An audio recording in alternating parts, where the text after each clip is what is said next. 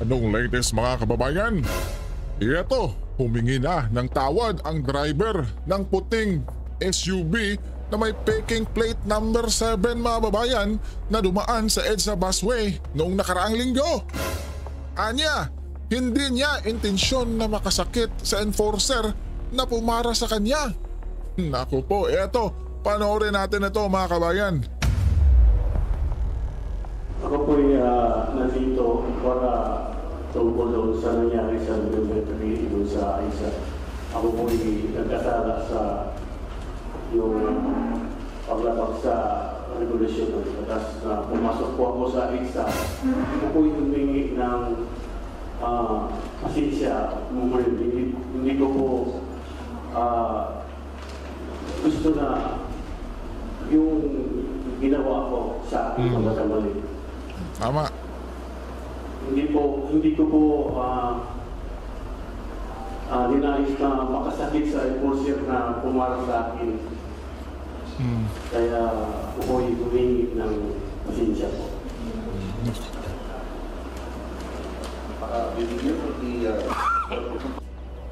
Ba't kasi mga kabayan, no? Kumaripas ng takbo si si mamang driver, di ba? Bakit sinabi ng nakasakay na VIP sa kanyang likod na takbo tayo, sir? Di ba mga kababayan?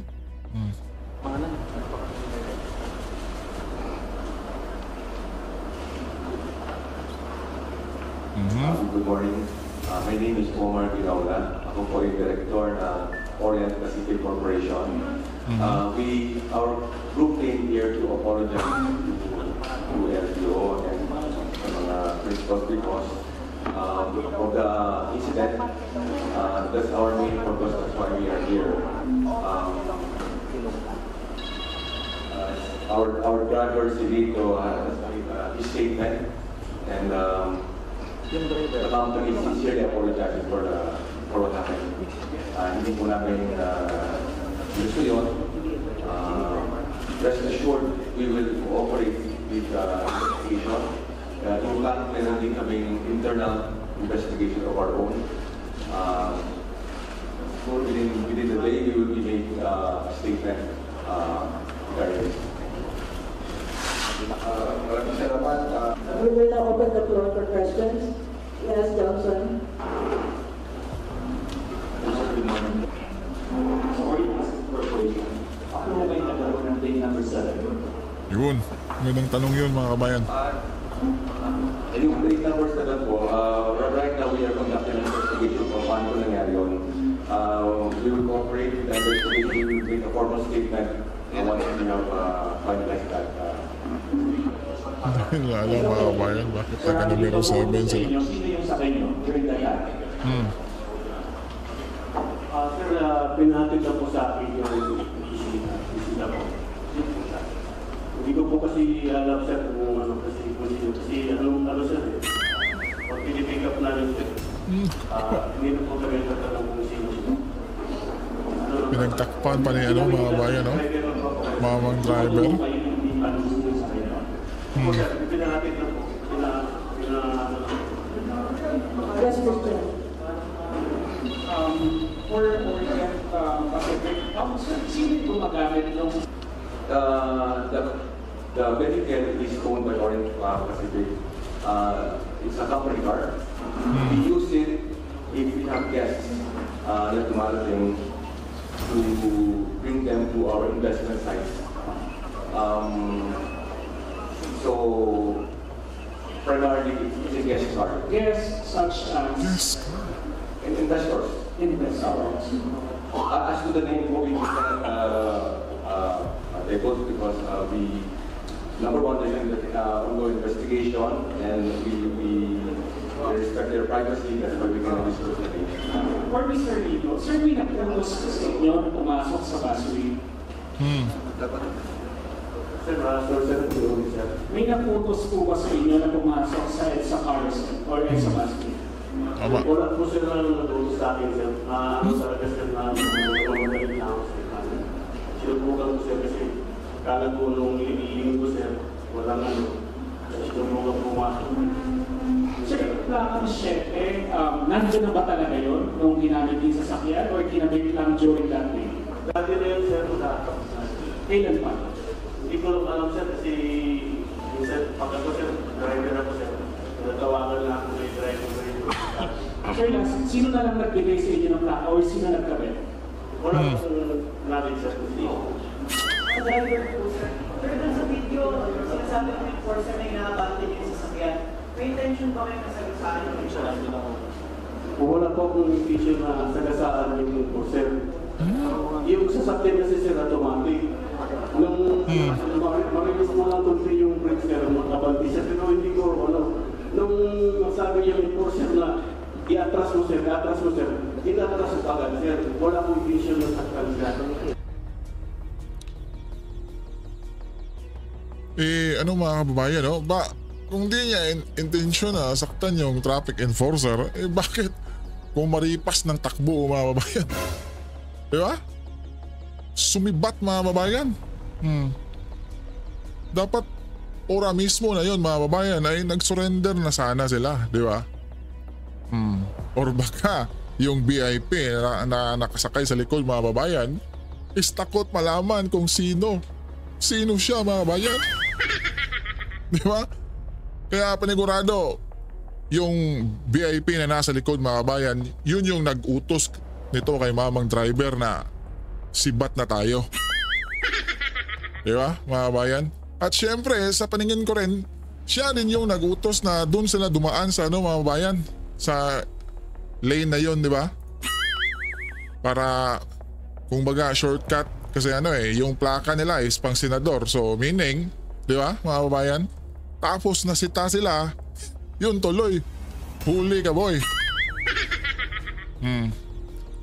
Tapos, pag nasita na mga kababayan, naku po, kitang-kita po sa video yung yung di ba may dirty finger sign mga kababayan? Naku po. Tapos kumaripas pa ng takbo. Di ba? Ang tapang-tapang mga kababayan, napanood nyo ba yung video na yon? Tapos ngayon mga kababayan, tila ba'y gusto pang pagtakpan ni mamang driver, di ba? Di raw niya kilala yung sakay niya. Di ba mga kababayan? Naku po. Tila na pagsabihan or na briefing na tong si Kuya Driver mga kababayan, no? Naku. Samantala, kinumpirma naman ni Senator Idol Rapi Tulfo mga kabayan. Base na rin sa kanyang intelligence information na kamag-anak ng isang senador ang sakay ng puting SUV na yun mga kabayan. Ito, panoorin natin si Idol Rapi. I know for a fact na wala sa 24 senators namin ang involved doon sa skandalong yon sa EDSA. Although, I also know for a fact na ito related sa isang senador. Pero hindi yung senador ang sakay ng SUV na yan at that time. That I can say for now. Ang may-ari ng sasakyan ay Orient Pacific Corporation. Na kung saan board members nga yung mga binanggit mong pangalan. Binanggit niya? Anong pangalan? Okay. Ito sa Intel ko, mukhang tumutugma. At yun na nga po mga kababayan, no? So may apliyedong Gatchalian yung may-ari ng sasakyan na ata mga kababayan. Nako. So dapat talagang imbestigahan to mga kababayan, no? Kasi sa press briefing ni Senator Rapi Tulfo ay sinabi niya kanina na gigisahin niya talaga mga kababayan at didikdikin pa raw talaga. At may sinabi rin siya mga kababayan na yung pondo daw ng bilyon ba yun mga kababayan sa MMDA at sa DOTR ba yun? Diba? Gigisahin daw niya mga kababayan kung nasaan na ba yung pondo na yun. Samantala ito, panoorin natin itong buong panayam kay Senator Rapi Tulfo mga kababayan ukol dyan. Ang nakakainit ng ulo rito ay itong MMDA. Itong MMDA, pag nagpatawag po ng hearing in legislation, ito yung mapipirito. Yung piritong sunog, alam niyo yun? Kasi nga, ayaw nilang mag-provide ng CCTV footage. Very uncooperative itong MMDA. Parang meron silang tinatago, parang meron silang pinagtatakpan. Why? At nakapagtakap, palagi may nakatakas dyan sa bus lane na yan. Anong ginagawa nito mga motorcycle unit ng MMDA? Palagay ko ginagamit ito pang escort sa mga VIP. Na dapat ginagamit yan sa trabaho, paghabol, panghuli ng mga traffic violators. Nagagamit ito sa aking information para mag-escort ng VIPs, mag-escort ng mga patay, mag-escort na pag may mga binyag, kasal, etc. Magigisa itong MMDA sa akin.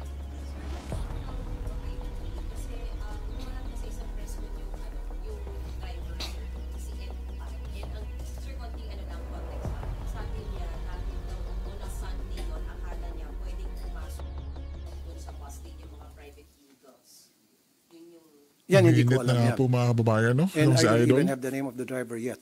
But I have to find out. The reason bakit talaga ako pursige itong mag-imbestiga, hindi, pangalawa na lang yung para malaman kung sino yung taong yon. Primarily dito, para malaman bakit hindi ginagawa ng MMDA ang kanilang trabaho. Dahil kung napapansin nyo, ilang beses nang may nakatakas dyan sa bus lane. Hinahabol ng mga nagbabantay sa bus lane, SAIC, LTO,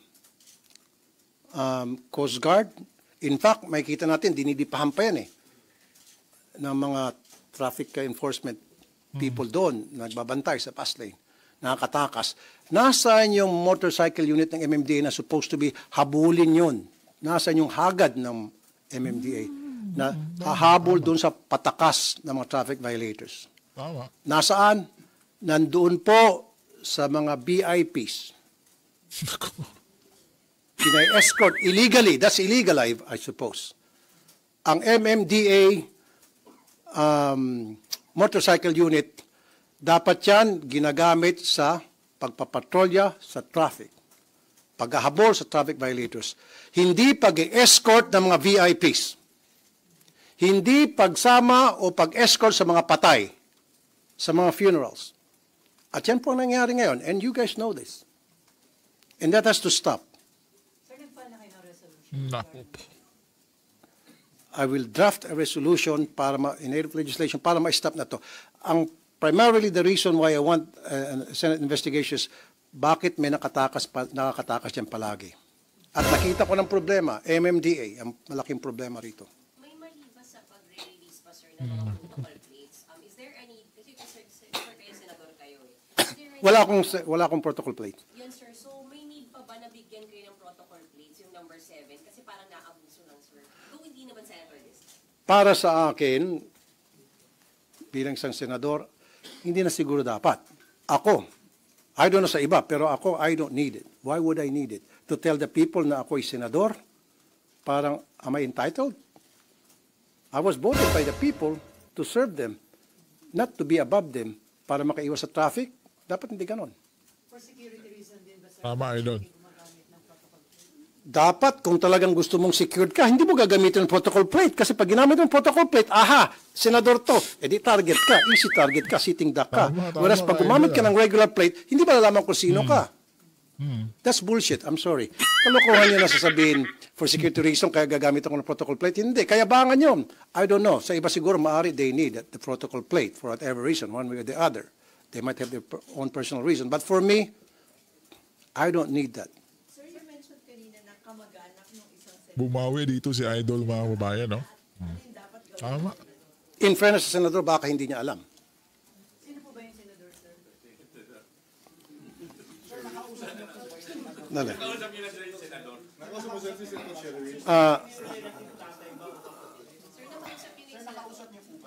Yung senador, today, hindi. Pero noong mga nakarang araw, yung biro-biroan, nilapitan ko yung ilan sa mga senador na alam ko na merong puti na SUV. Sinabi nila na hindi ako yan, hindi ko ako yan. And true enough, hindi nga talaga sila. Dahil kamag-anak ka ng isa sa kanila. Kamag-anak ang sakay, sir, ng Escalade Kamag-anak. ng senador. Yung VIP nasa likod, kamag-anak ng senador. Tingnan niyo lang yung picture. Ano bang itsura doon sa picture? Matanda ba? Ha? Green Meadows ata eh. Sir, tama yung kumakalat na picture na match yun. Dun sa, Ano po? tama yung kumakalat na picture na sa tatay ng isang senator. Hindi ko alam. Basta pinost ko rin sa Facebook ko yon, yung mukha niya medyo may edad na. Tinatanong niyo kung taga saan? Green Meadows daw. So, sir, paano yun? Fake ba talaga? Green Meadows. Saan ba yan, Sabi ng mga LTO kababayan? fake. But that has to be investigated. Baka pinagtatapan ng LTO, nagkamaling LTO, whatever, I don't know.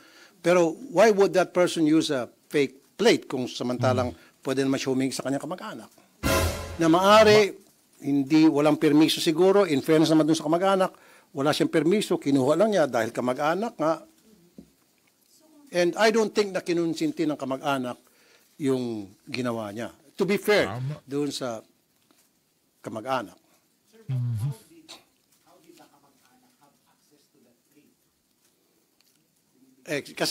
Kasi di ba yung kami senador binibigyan ng plate kung gusto namin. And then itong si kamag-anak, mamaya dumalaw sa bahay, nakita niya sa garay, uy, akin na lang to, hindi mo pala ginagamit, akin na to, kinuha. Sige, sa iyo na yan. Naku po. Bawal. Hindi transferable yung... Yes. Dapat yung protocol plate na in-issue sa isang senador, dapat senador lang ang may karapatang gumamit nun at hindi mo pwede i-transfer sa mga kamag-anak. Not even to your children, even to your wife. Sir, bakit sabi ni SP? Sir, sabi ni SP po yung Nagsakay tapos na ihatid, di ba?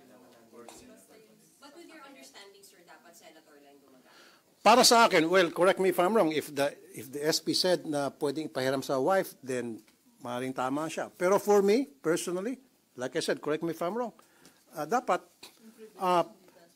hindi transferable privilege, dapat yung senador lang. At kung sakali man gagamitin ni wife o ni son, ni daughter, dapat nandun si senador. Tama, no? Well, Pag gumamit hindi ka pa ng naman ganung natin plate, nalalaman mga kung bayan, sino is siya. panigurado, Unless na-identify na dapat talaga. nandun yung senador talaga. Sir Intel, kilala nyo na, sir. Hindi nyo lang pwedeng sabihin sa amin. Tama po ba, sir? Yung intel na binigay sa akin, yes. Kilala nyo na yung kamag-anak and the senator, sir. Yes. Pero lumalabas kasi na yung car na yun ay ginagamit ng company na listed under the names of William and Kenneth Gatchalian. Ang hina ng mga bayan, no? Yung tanong ng reporter, hindi galing natin sa iya. marinig masyado. Well, ang may-ari ng sasakyan ay yung Orient Pacific Corporation na kung saan board members nga yung mga binanggit mong pangalan. Yay. Binanggit mo. Board members pala, mga kabayan. Anong pangalan? Okay. Do you have the same information? Quote him. Sir, same information, just to confirm. Okay. Base sa intel ko, mukhang tumutugma. Sino kaya ito, Well, mga kabayan? A1 info yung sa akin. Hindi, ito, alam naman natin this is not the first time that this happened. Should there be an audit of all protocol plates issued to VIPs? Yung mga, lalo na yung mga Nako po. iba kasi cabinet members, iba justices. Yeah, that has to be investigated. Yeah.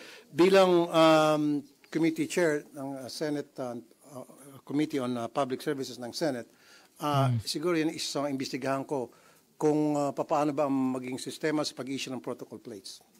Kasi naabuso na eh. Lahat na po, lahat. Tama. Of course, hindi natin papakialaman yung sa Presidente, sa Vice President, Supreme Court Justice, Senate Speaker, Senate President. But, Just to be clear, kahit po humarap na yung driver nung SP, mag-iimbestiga pa rin po kayo. yes, pag umarap na yung driver, tapos na-sanction na yung driver, at nag-apologize yung may-ari kung ano pwedeng maipataw na parusa doon sa may-ari o sanction, I will still investigate. Why? Doon naman ako sa MMDA. Dahil napaka-incompetent nitong MMDA for the longest time. Nakita naman natin, ulitin ko, for the nth time, dumidi pa dyan yung mga traffic enforcer sa mga patakas ng mga violators. At may kita mo, may mga motor doon ng MMDA, pero yung mga motor doon, yung payatot na motor, hindi panghagad. At ang nagmamayari, yung mismong traffic enforcer. Pero nasa yung mga big bike Yun. na binadgetan ng gobyerno para sa gamitin ng mga traffic enforcer ng MMDA. Sabi ko kanina, nandun sa mga VIPs. Kaya nga ako'y nananawagan ngayon sa MMDA chairman, ngayon pa lamang, i-pull out mo na yan unless kung meron kang authority from the office of the president, then wala tayong magawa yan. Pag walang authority from the office of the president, Lagot i-pull out kay mo lahat yan. Idol Rapi, mga kababayan. Pagtrabahuin mo dyan sa EDSA, gamitin yan. At wala na dapat mga funeral na escort. Sir, so far kasi ang humarap pa lang yung driver, pero sa investigation niyo po ba, pahaharapin niyo rin Kasi mga kababayan, no, kung Like I said, Kung pag yung- umamin na, hindi natin siguro kailang paharapin pa. yung sasakyan na yun, mga kababayan, na namakyo pa ata, mga kababayan, sa traffic enforcer natin. Sana, mga kababayan, sinundan nila, di ba? Alam niyo yung nasa nasa larong GTA, mga kababayan, or di ba yung nangyayari sa US na pag may ganun, mga kababayan, talagang susundan nila, di ba? Kung pwede nga, gamitan pa ng chopper, mga kababayan, para masundan lang, di ba? Di ba? Sana, mga kababayan, ganun ang ginawa, no? Kasi umamin na, tapos isa-sanction na yung driver at kung anong sanction na pwedeng ipataw, then we will move on doon naman sa bakit may nakakalusot at bakit incompetent itong MMD at iba pang mga tao o mga agency na delegate dyan para bantayan yung bus lane, bakit nakakatakas. even the driver, sir, hindi niyo na patatawag sa Pag umamin na, bakit natin patawag? Pag sinabi na niyang ako po yun at nirevoke yung license niya o kung man parusang pinataw ng LTO, hindi natin siya kailangan. Tapos yung VIP nag-apologize at kung meron mang parusa para sa kanya, pinataw ng LTO, whatever, then ba't pa natin siya imbestigahan? Tutuloy tayo nga sa MMDA. Kakausapin ko yung DOTR. How about yung LTO, sir? Just in case na lumitaw na hindi naman pala fake yung number 7. Isa rin yan. Kasi sabihin ko, bakit kaya nag-issue agad ng statement, napakaagang statement na fake yun samantalang hindi pa kayo sure. Kasi ang sinabi lang, kasi may curve daw. Yun ang pinagbasihan. Pati numbers at markings. Hindi ko alam kung paano nilalaman yung ganong klaseng information. But anyway, that has to be investigated as well. But sir, concerned din kung nakakapag-release ka ng peking plaka kasi that will be abused by many, sir. Lalo yung 7 is hindi siya, sir, usual. Siguro, kaya siguro nagpagawa ng peking plaka, malakas ang loob niya dahil may kamag-anak ka siya na 7. Maaaring siguro. I'm sorry? Nakausap niyo din, nag-reach out kayo dyan sa May kamag-anak sa mga kababayan. Ang no? masasabi ko lang, nung pumutok tong balita sa Senado news or na, yung mga senador na alam ko Kongresista may yan, mga puting kababayan, panigurado. Escalade o may puting SUV, Escalade na SUV, isa-isa nilapitan ko at tinanong ko, pabiro, baka ikaw yun, baka ikaw. Lahat silang sabi, hindi ako yun, hindi ka yun. And then naniwala ako. And then sa pag-further investigate ko, nalaman ko na kamag-anak. Sino kaya yung kamag-anak na yan, mga kabayan? Dapat taasan ng multa. Kasi sa ngayon, malit lang multa. 5,000? 10? 5? Ba't di natin gawin 50,000? 100,000 mo na, idol. Isa pa yan sa tatalakayan ko sa DOTR. Yung DOTR mapapagalitan ko rito. Dahil I told them that meron dapat mga maliliwanag na signages, tapos yung mga reflector na para masabi sa mga tao ahead of time na you are about to enter the bus lane. And take note, billions po ang binadget sa bus lane na yan. Kaya question ko yan during the last hearing. Alam niyo na, mga Concrete kababayan. barrier lang, sabi ko, Diba? paano naging billions yan? Oh, Kasi na billions, pambayad sa tapos- security guard, sa janitor, sa bubong daw. Sabi ko, ano ba yung bubong na yan? Ginto. Bakit umabot ng bilyones? Bakit mo pa yan Billions tinanong? para to put, Pero that, idol, to put alam mo na. a bus lane and then hundreds of millions to maintain it. So isa yan sa susunod na hearing tatalakayin ko kasi Dapat lang, tapos idol. ako sa oras ng last hearing sa DOTR sa Public Services. So sinuspend ko. Sa susunod na hearing tatalakayin ko yan. Biruin mo mga babayan, billions pala yung budget. Ayan, tapos, di ba? Alam na natin mga babayan kung nasaan napunta yung pera na yan, di ba? Sana man lang idol ha, totohanan mo yan sa hearing. Diba? Gisahin mo ang dapat gisahin kung nasaan yung budget na yan.